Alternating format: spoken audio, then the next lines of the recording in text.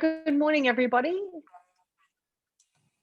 Oh, we just got the little recording message. Sorry about that. So good morning, everybody, and welcome to the latest in the Opus Centre in Conversation series. Today's a little bit different. It'll probably be less conversation and a lot more of a presentation here today from Jon. So I will introduce Jon to you before I go through too many more of the housekeeping elements, just because you'll be able to see his face on the screen. So it's good to know who you're talking to. I guess I've known Jon for a long time now, and many of you will have read his bio, but Jon comes to us from the University of Queensland. He's an archaeologist, obviously a researcher, writer, probably ongoing student, he would even say, I believe. But I've worked with Jon quite extensively now over the last few years while I was managing Brisbane City Council and their cemeteries, and some of the archaeological type work that he did for us in that capacity. So Jon is coming to us today to talk about the identification of a burns victim in, well, what was Brisbane's original cemetery. So before I hand over to Jon to share his screen and take it away, just a few other little housekeeping elements. The presentation is being recorded, as I've said. We'll be able to make that available after the session today. If you have questions for Jon, we'll be taking those questions after the presentation, but you can send them through at any time using the Q&A button at the bottom of your screen. If you've got any system type issues, please feel free to send those through in the chat at the bottom of the screen, and we will try and help you resolve those as best we can. So that probably is it. So Jon, I'll invite you now to share your screen. We'll make sure we've got that happening, and then I will we'll take it away. Great, thanks, Leanne. Go for it. Everyone can see my screen? Excellent. Yes. Okay, so thank you. I'm Jon Prangnell from the University of Queensland, and I want to talk to you today about some work that came from the redevelopment of the Suncorp Stadium in Brisbane. Suncorp Stadium was located over the original cemeteries of Free Settlement Brisbane. So Brisbane had been a convict colony until 1839, and then in 1842 it was open for free settlement.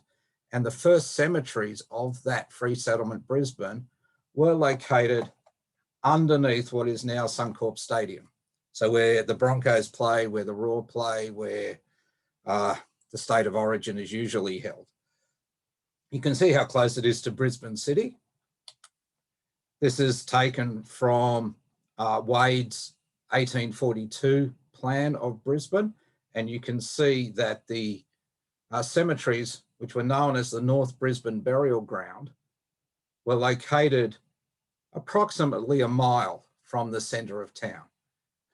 And it occupied a large area with separate denominational burying grounds. So there was an Anglican one known as the Episcopalian Cemetery, a Presbyterian one, a Roman Catholic one, a Jewish one, and further up the hill was the other non-conformists like the Baptists and the Methodists and the Congregationalists. So this is a plan. This is a photo taken from sort of Red Hill looking down towards the cemetery. If you know Brisbane at all, this is the Brisbane River. Mount Gravatt is in the background. The cemetery operated from 1842 until 1875 when it was closed and Toowong Cemetery officially opened. This is the Episcopalian Cemetery here, burying ground. This is the Presbyterians. This is the Roman Catholics. The Jewish are under these trees here, and these are the other non-conformists. This building over on the hill here was the Petrie Terrace Jail. Cemetery closed in 1875, and then it basically was abandoned. There was very little maintenance done of the place, and it became neglected and overgrown. And by the end of the first decade of the 20th century, it was quite an eyesore. And the Red Hill Council, the Ithaca Town Council at the time, applied to the state government to have the area cleared and turned into parkland. And the state government agreed. And so the area was cleared and it became this parkland. This didn't last very long. By 1920, the parkland had turned into the major rubbish dump of Brisbane. So we're now dumping our rubbish on top of the original cemeteries. And then in 1940, it became a running track. The Queensland Amateur Athletics Association got a lease over the rubbish dump, and as is typical with Brisbane, we built a sporting facility on top of an old rubbish dump. That trend still continues. Then in the 1950s, it became Lang Park, the rugby league field. And this is what it looked like before the redevelopment at the start of this century. And I wrote the cultural heritage management plan for that redevelopment and then was responsible for implementing it. So this rugby league field is on top of a garbage dump, which is on top of the original cemeteries. So this is the cemeteries as they were in 2000. So you can see the the playing field is here. We've got the Suncorp Metway stand over here, the McAuliffe stand over here, and then bleachers around the sides, but they overlap the Anglican cemetery, the Presbyterian cemetery, and the Roman Catholic cemetery. Oh, whoop, I forgot to mention the Aboriginal cemetery. Within the bounds of the Anglican cemetery, there was an Aboriginal cemetery. This was not a traditional cemetery. This was a cemetery built by white fellas to bury black fellas, mostly from the Petrie Terrace jail. And this is where we excavated in the crossed hatch areas. We only excavated where the piers and the platforms for the redevelopment would actually go down to the cemetery levels. So you can see that we didn't actually excavate much of the site at all. This is taking off all that overburden, taking off the 20th century garbage to get down to it. Most people think of archaeology as being done with little tools, little toothbrushes and picks and things. I like 22-ton excavators. That's my preferred tool, archaeological tool. And there was a lot of garbage to get out of the way. In some places in the Roman Catholic cemetery, we had over 12 meters of garbage on top of the cemetery levels.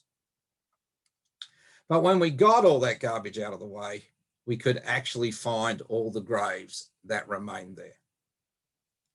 So you can find grave shafts by the change in sediment that occurs when a coffin is buried in the ground. So you dig a hole, you pile all the dirt up over there, you take off the topsoil and the subsoil and then the clay, and you'll pile it up all over there, you put the coffin in, you put it all back in, but it doesn't go back in the same order. It all gets mixed up, and that mixed up sediment stays like that forever. So you can clearly see here where the grave shafts were. This is in the Anglican burying ground. So we identified in the area that we covered, which was 11% of this entire site, we identified 591 graves, and we ended up removing 397 of them. And this is kind of what they look like. This is a burial in the Anglican cemetery. You can see that they're not in very good condition. This is in fact one of the better ones. This is what a lot of them look like. That scale in there is 25 centimeters long and 1 centimeter in diameter. And you can see that it is the widest thing in that photograph. All the bones have been completely compressed by the weight of the sediment above them, because not only have they got the sediment in the grave shaft, they've also then got all the weight from the landfill and garbage that went in above them. So you can see here's the skull up here, humerus over here. We've got some ribs, some vertebra. So it's all in pretty much the right position. It's all just been completely compressed. And then we get a lot of graves that had very little bone in at all. So you can see a tiny bit of leg bone here. And then you can see what archaeologists call body goo. This is a mixture of adipocere from the breakdown of the body and mixing with the sediments. Now, in one of these graves, we found a piece of textile. And when we started to investigate this textile, it led us on a journey. And it led us on a journey that ended up with us being able to identify the person that had been buried in that grave. There were no burial registers. When the site was cleared in 1913, there had been a big search for the burial registers at that time, and nobody could find them, and nobody has found them since. I suspect that they were lost in the 1893 flood. So we were not able to identify any of the occupants of any of the graves. But this piece of textile actually led us on a journey that resulted in identifying one of the people. So this is not that piece of textile. This is a different piece of textile, but this is an indication of what they look like. The scale at the bottom there is 1 centimetre. The black bit is 1 centimetre long. And this is kind of the size and condition of textiles that we got. The vast majority were less than 3.5 centimetres square. This is our textile. You can see that it's black, which is quite unusual. So that was what led us, that's what was the start of trying to work out what this textile was and what it meant. It came from a grave in the Roman Catholic cemetery. That particular grave there. This is us excavating in the Roman Catholic cemetery, and you can see clearly where we've marked on the ground where the grave shafts are in the white paint. This is the grave itself, F98. We gave each grave a number. And we started out by analysing the context of the burial itself, then the textile by doing a visual description of it, looking at it under a light microscope, under a scanning electron microscope, by bombarding it with X-rays in the microscope, in the scanning electron microscope, and then doing some family history research. So I'm going to take you through each of those steps. So let's look at the grave context, our grave 98. It's in the Roman Catholic cemetery. The skeletal presentation was only fair. You can see a few bones in there, but for the most part, the bones had deteriorated significantly. The coffin wood was in good condition, as was the metal. So the coffin handles and the depositum and the footplate and the coffin nails. Textile preservation was poor, but we did get this one piece of textile. The soil pH was 6, so it's slightly acidic, and this is from the bunyaphyllite rock that underlies the entire cemetery. And the textile sample came from inside the coffin, so it wasn't a wrapping around this outside of the coffin. And there was no indications of burning or fire in the sediment, and that becomes important later in the story. So we looked at the dimensions of the coffin. Because the skeletal preservation was so poor across the cemetery, we couldn't do the standard morphometric analysis that we would normally do.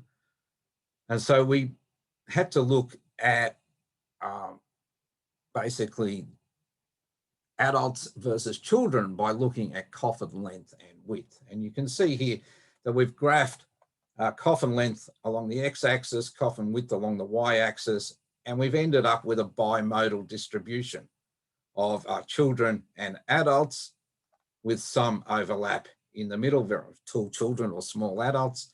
And our coffin sits very squarely in the adult section. So we have an adult Roman Catholic. So that's our coffin grave context. So now let's look at the context of the textile. And we looked at this by looking at its preservation, its color, its size, the type of fibers and their diameter and how they were spun and how they were weaved and woven, and we're able to identify the actual textile. So this is what the textile looked like, just a reminder. This is what it looks like at 500 times under light microscopy.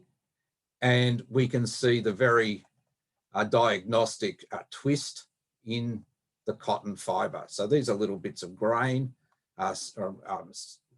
sediment, mineral that has attached to it, but this twist in the fiber is very characteristic of cotton. So we know that we have a cotton textile. Then we looked at the warp and the weft. Of the weave, the warp are the vertical threads and the weft are the horizontal threads. And we had a thread count in the warp of 40 per centimetre, and each thread was between 100 and 120 microns. The weft was, each thread was twice as thick as in the warp, and there were more of them. So they were more tightly packed in the weft than in the warp. It was a Z spin. So when you spin, my mum's been a spinner for, I don't know, 60 odd years, and I've been alive that long. So I actually know a fair bit about spinning. And so things can be spun in a Z or in an S direction. So they're the two opposite directions of spinning. And all these fibers were spun in a Z. And given the Z spin on the warp and the weft and the tight packing of the weft, it's consistent with machine spinning. So this is a machine spun product. What you can see in the warp and the weft here is that the warp goes with a single warp thread, then a double, then a single, then a double, and the weft are all singles. But the single goes over one, under two, over one, under two, under one, over two, under one, over two, and that pattern repeats continuously. That gives us warp weight, what are called warp weight ribbing on the textile itself.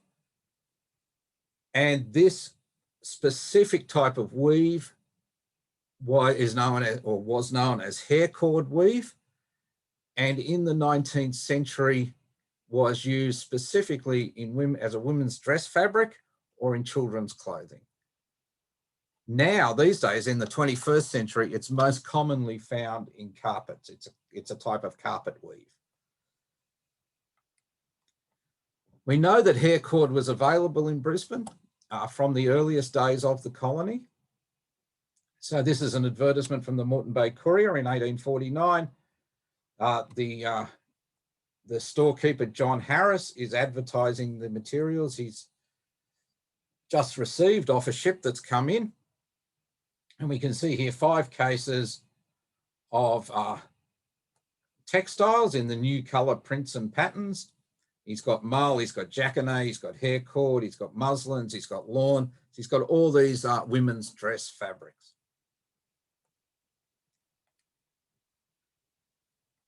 So We know that it's a hair cord weave. We know that that's a women's dress fabric. Now let's look at this thing, at the actual characteristics of the textile. It is rigid. It's not flexible at all. It doesn't bend at all. It's dark greenish black and it's opaque to transmitted light. Now you take those three things together, there's only three ways that that could have happened to cotton, to a cotton textile. It could be a textile pseudomorph, which I'll explain a little in a sec.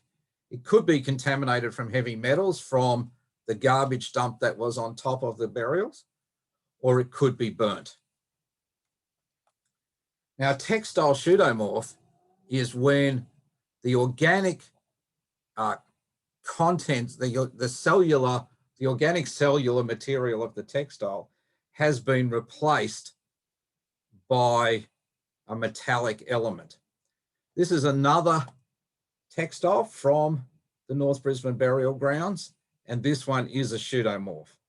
So when we bombarded this in the electron microscope with X-rays, it breaks off bits of the metallic element, and you can then tell what has in fact invaded the textile. And in this case, you can see this massive spike here, PB, it's lead. So we've actually had the cellular material in this textile replaced with lead.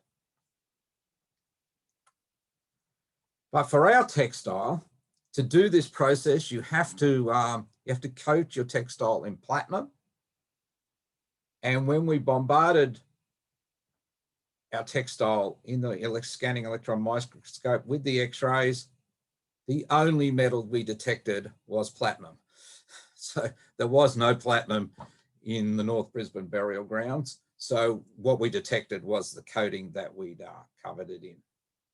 So there is no pseudomorph, there is no metal contamination, otherwise we would have detected it in the EDS, which means that we have a burnt textile.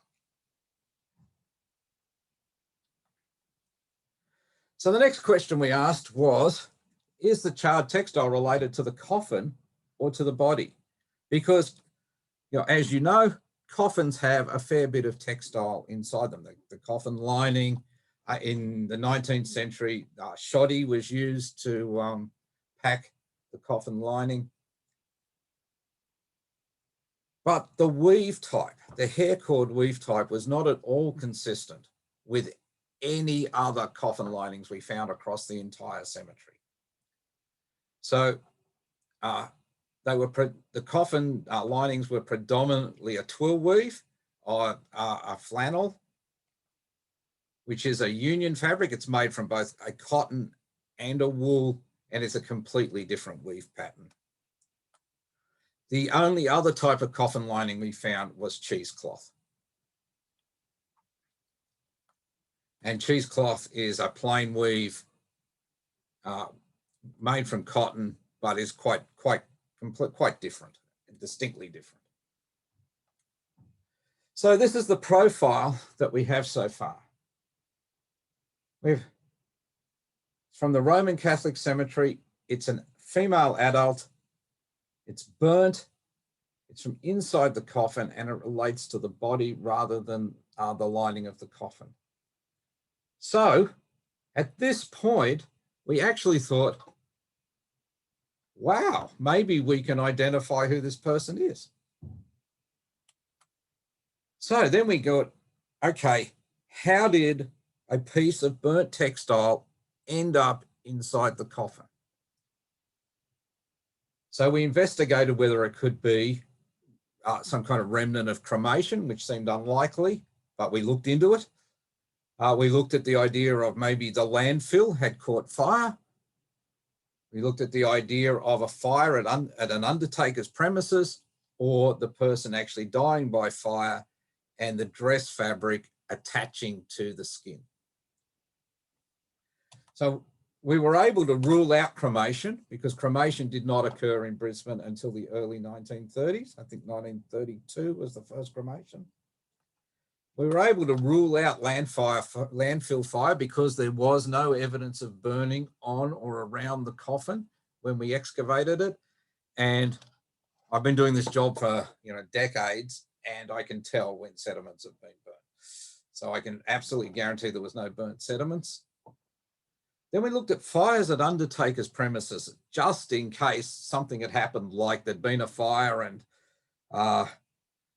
some stuff had caught fire and maybe they'd just thrown some stuff into the coffin before they'd nailed it shut. There was only one fire in Undertaker's premises in Brisbane in that between 1842 and 1875, and that occurred in 1866. Joshua Evanston's undertaking business in Queen Street, and bales of coconut fibre were ignited, and they'd smoldered sometime in an outbuilding. And this is not coconut fibre. This fire at Joshua's premises was actually one of a series that had occurred over a month or so in Queen Street. There was an arsonist who eventually got caught and convicted, who was setting fire to businesses in Queen Street in October 1866. So that left us with the idea that someone had died in a fire. So we looked at all property fire inquests in Brisbane in that period between 1842 and 1875, and there had been 25 people had died in building fires in that time, but none of them had been women. So then we thought, okay, maybe they died in some other kind of fire. So we pulled all coronial inquest records that were publicly available in the Queensland State Archives, the State Library, and the Mitchell Library in Sydney. There were 1,791 inquests conducted in that period. We eliminated all the inquests related to men, and we eliminated all the inquests of women in country areas. And that left us with 106 women that had died and required an inquest. 18 women, of those 106, 18 women died in fires in Brisbane in that time period. And they all died in dress fires.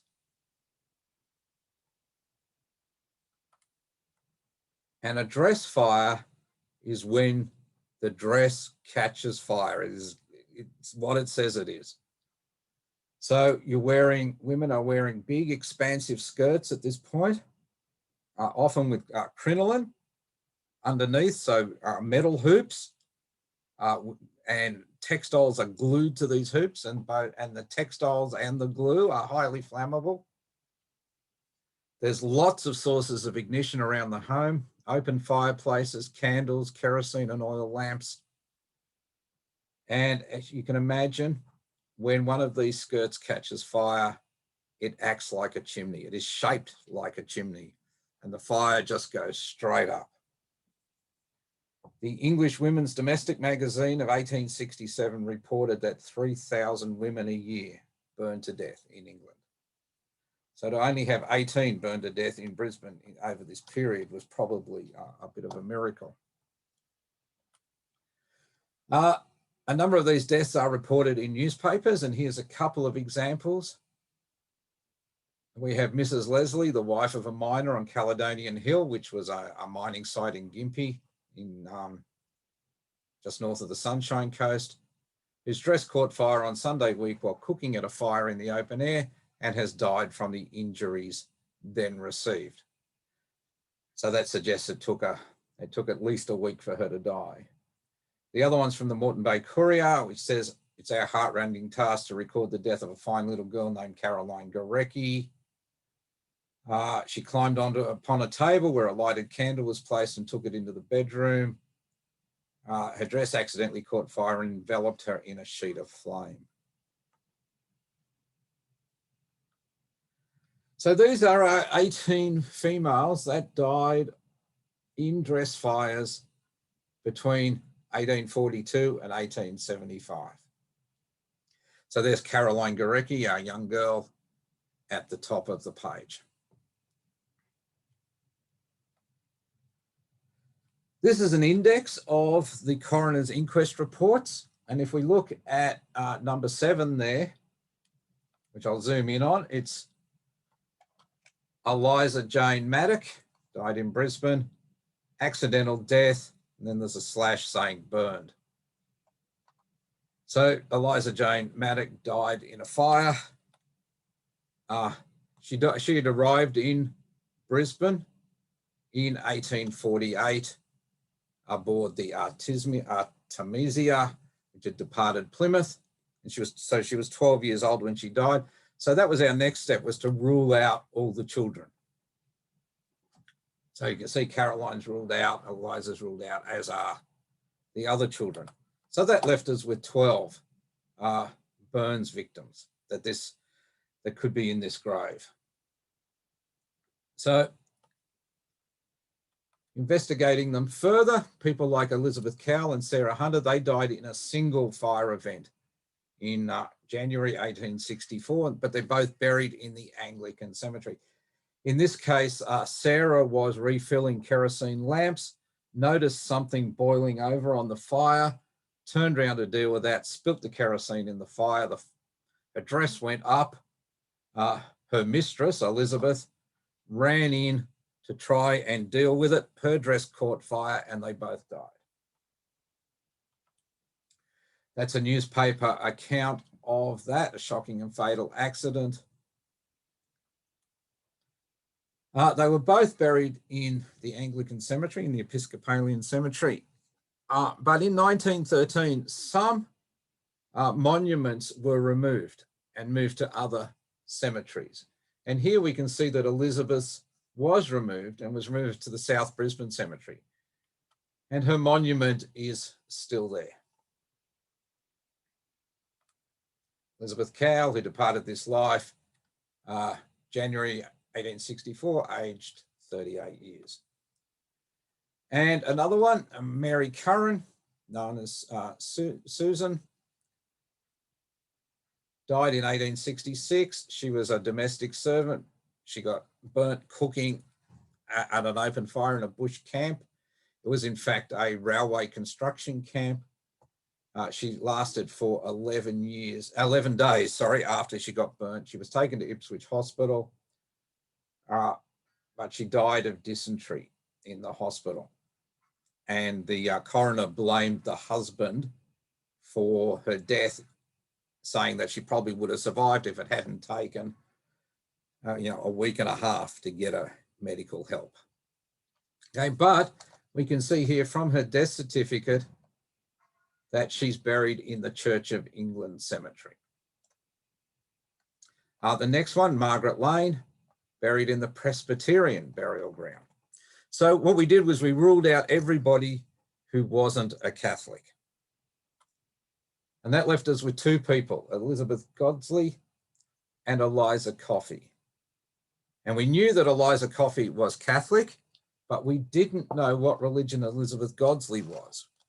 I was having real trouble finding records on Elizabeth Godsley. And then I found them. I eventually found it in the coroner's register. Her name had been misspelt. And once I'd discovered the misspelling of her name, I was able to track it down and find her in the Anglican Cemetery. So she's the top one here, Elizabeth Gaddesty. So that left us with Eliza Coffey. She was Irish. She was 18 years old. She was burnt on the 15th of November, 1863, died 2 days later, and her entire dress had burnt. This is her death certificate. So she died about 3 miles from South Brisbane on the Ipswich Road. So I figure that's somewhere around Annerley. She was a domestic servant, 18 years old. She was accidentally burnt, took 2 days to die, and she's buried in the Roman Catholic Cemetery in Brisbane. So, what do we know about Eliza Coffey other than she died?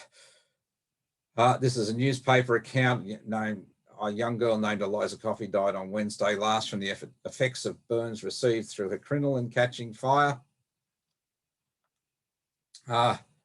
We know that she had arrived in the colony just not long before she died. She had travelled from Ireland to Liverpool and then had caught the boat, the Rajasthan, from Liverpool to Brisbane. But that's kind of where my tracking of Eliza ends, because there are 3 Eliza Coffeys baptised in Ireland at around the same time. There's one in Tipperary, one in Offaly, and one in Meath. And I don't know which one she is. So I haven't been able to track Eliza back any further than her actual leaving Ireland and coming to Australia. But what this means is that we have actually identified one of the sets of remains from the North Brisbane Burial Ground through a combination of scientific research and family history research.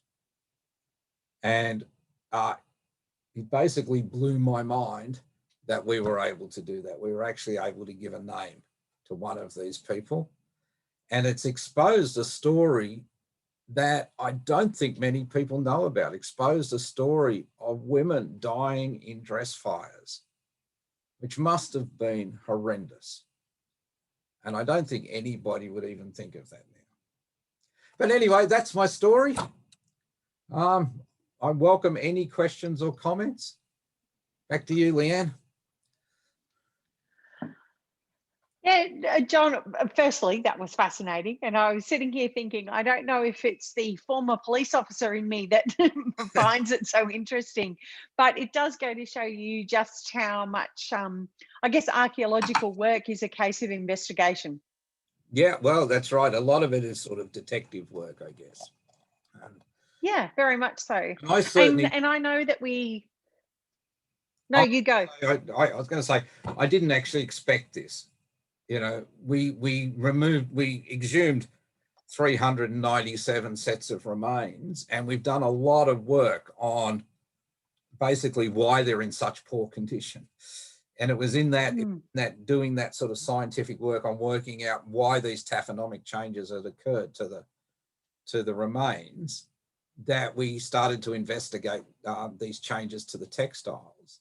And then that started this whole sort of chain and train of thought that occurred. And it was amazing that we ended up where we did. I think the other thing I find fascinating, and I mean, I've seen it for myself, is it's amazing just how long, you know, once you take that top level of earth away, just how visible those grave locations actually are. I think that's a phenomenon that people perhaps just don't appreciate. Well, I don't think they do at all. I've now excavated in something like, I think it's 7 or 8 cemeteries in southeast Queensland for different purposes, and every time it happens, every time. I've looked for graves at All Hallows, the girls' school in Brisbane, because it used to be a nunnery, and the original nuns were buried on the premises. And the school thought they were buried where they wanted to put a playground.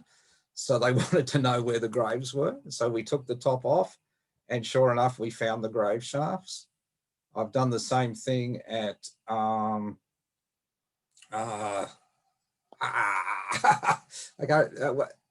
what's the name of the cemetery at Archerfield Aerodrome?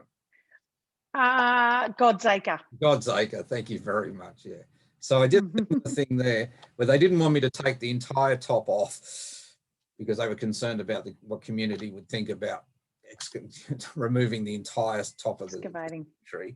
So I did that one by probing, but to demonstrate that the probing actually did the job, I removed a small section and removed a section over 4 or 5 graves to demonstrate.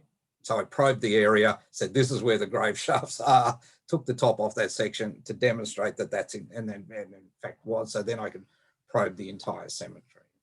So, this is sort of a loaded question because in some respects I know your answers to this, but the use of ground penetrating radar, I mean, we see that being used. I've seen that used in policing circles as well as in cemeteries, but there are limitations to that. I'm not a fan of ground penetrating radar because there are too many false negatives and too many false positives.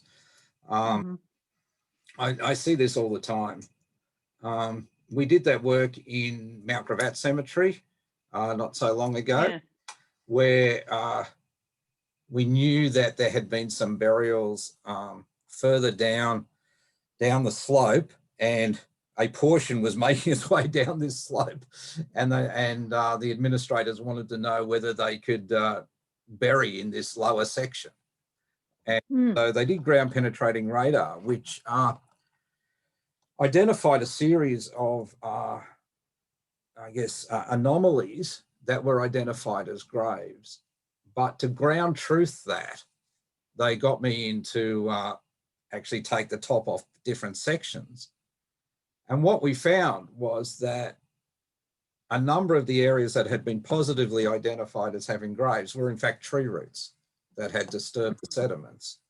And then when I took the surface off another section, we found grave shafts that had not been identified in the ground penetrating. And quite a lot of them, actually.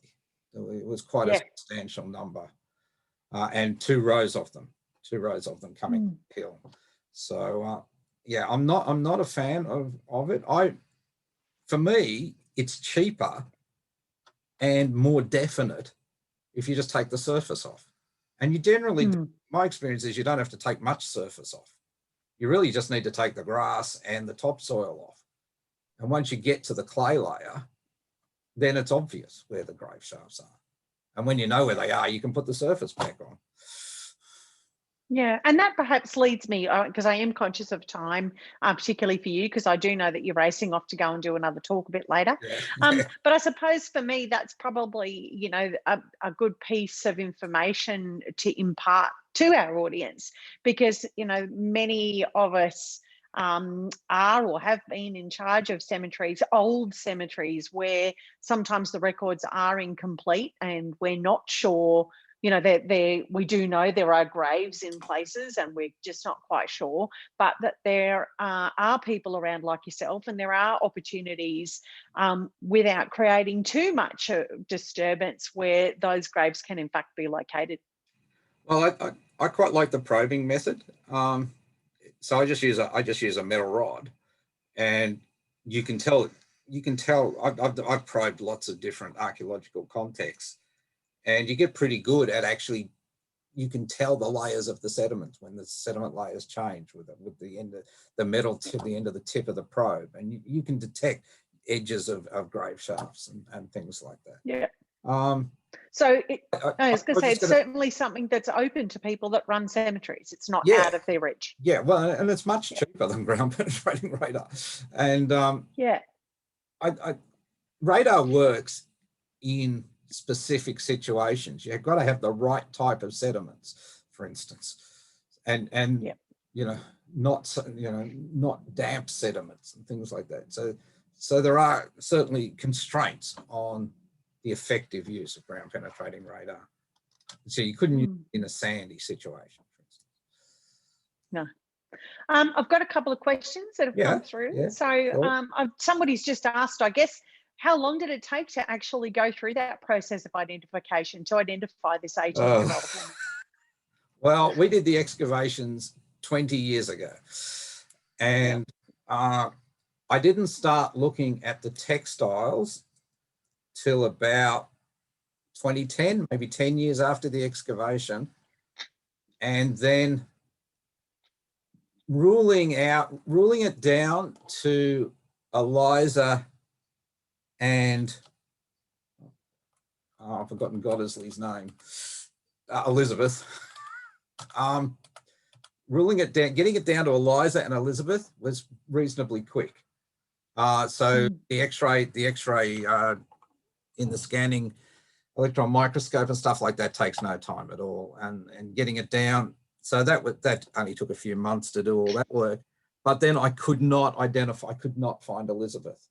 So I could not get it down to a single person. I was stuck on 2 people for years and years and years and years and years. And it was 2 years ago that I found Elizabeth in the records. Yep. So the moral of that story is persistence. Yeah, so 2019 I found Elizabeth. Yeah. Yeah. All right. So just as we start to wrap up, if there aren't any more questions, I have been asked where people would be able to get more information on the sort of work that you do. I don't advertise. Google you? Sorry? Well, they could Google me. They Google you? Google Scholar, I guess. Yeah. I've published quite a lot on the North Brisbane Burial Grounds and the work that we've done. We've published on the actual excavations itself. We've published this paper, this story has been published. We've published on the weight of the sediments. We've published on the impact of temperature change in the sediments. We've published on the buttons that we've found. We've published on the textiles themselves, so that the whole range, I think we found 88 actual textiles across the cemetery. So we've actually published on those. So if you Google me in Google Scholar, you'll probably find all those papers. Great, thank you. Well, if we don't have any more. Yep. ResearchGate will have. Oh yeah, ResearchGate. Yep. All right. Well, if we don't have any more questions, it doesn't look like that we do. Again, I guess I'd like to thank Jon for his time today. I know that he's a busy man. I have tried to work with him and track him down at different times. So we do thank him for making his time available today. And also a big thank you to all of those that have joined us out there in the webinar today. Opus Enter, our next webinar series probably won't be until August now. So I would say to everybody who's listening, just keep an eye out through that, through all of our normal social media channels. And I would hope to see you all again then. So again, Jon, thank you very much for your time. Thank you. Bye. Thanks, everybody.